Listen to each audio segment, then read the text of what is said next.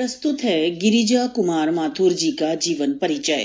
इनका जन्म हुआ 22 अगस्त 1919 और मृत्यु 10 जनवरी 1994। जीवन परिचय। कवि, नाटककार और समालोचक गिरिजा कुमार माथुर जी का जन्म 22 अगस्त 1919 को मध्य प्रदेश के अशोकनगर में हुआ।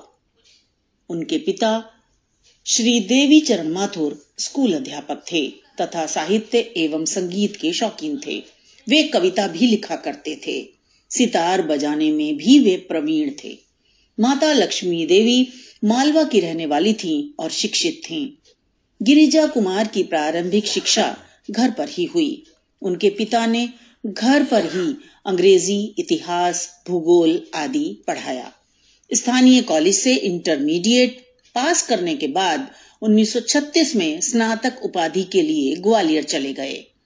ग्वालियर के विक्टोरिया कॉलेज से उन्होंने शिक्षा ग्रहण की तथा सन 1938 में उन्होंने बीए किया। 1941 में उन्होंने लखनऊ विश्वविद्यालय से अंग्रेजी में एमए किया तथा वकालत की परीक्षा भी पास की। सन 1940 में उनका विवाह दिल्ली में शकुंत माथुर जी से हुआ, जो अज्ञेय द्वारा संपादित सप्तक परंपरा यानी दूसरा सप्तक की पहली कवित्री रही। 1943 से ऑल इंडिया रेडियो में अनेक महत्वपूर्ण पदों पर रहते हुए अंग्रेजी और उर्दू के वर्चस्व के बीच हिंदी को पहचान दिलाई। लोकप्रिय रेडियो चैनल विविध भारती उन्हीं की संकल्पना का मूर्त रूप है।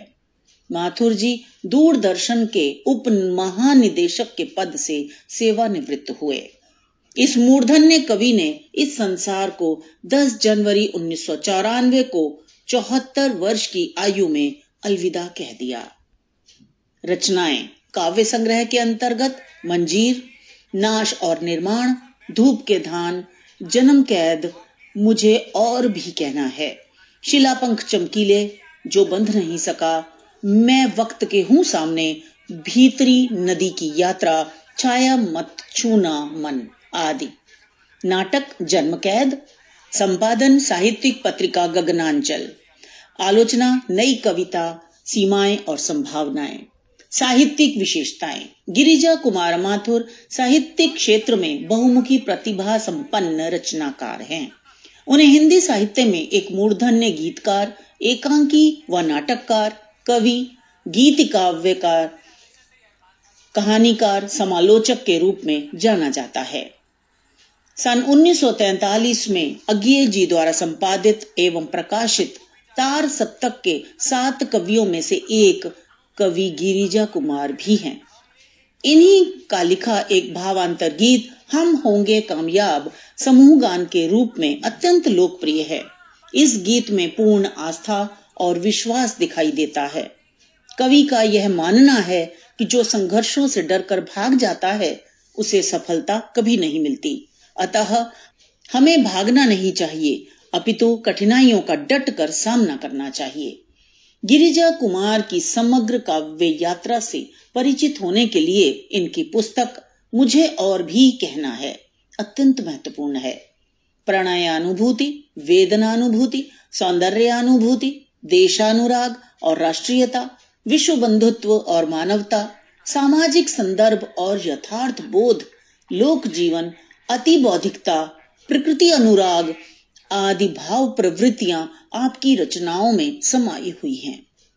जहां उनके काव्य में दीन दुखी, अभावग्रस्त, उत्पीड़ित मानवता के प्रति असीम करुणा दिखाई देती है, वहीं दूसरी ओर शोषण और अन्याय करने वालों के प्रति विद्रोह के भाव भी दृष्टिगोचर होते हैं। भाषा शैली। गिरिजा कुमार माथुर की भाषा शुद्ध साहित्यिक खड़ी बोली है, जिसमें तत्सम तद्भव शब्दावली के साथ साथ अंग्रेजी, उर्दू और दैनिक बोलचाल के शब्दों का भी प्रयोग हुआ है। इनकी भाषा सरल, सहज तथा प्रवाहमयी है। इन्होंने कविताओं में अलंकारों और मुहावरों का सुंदर प्रयोग किया है। इन्होंने नए बिंबों, प्रतीकों और उपमानों का भी प्रयोग किया है। इन्होंने काव्य को नया मोड़ दिया।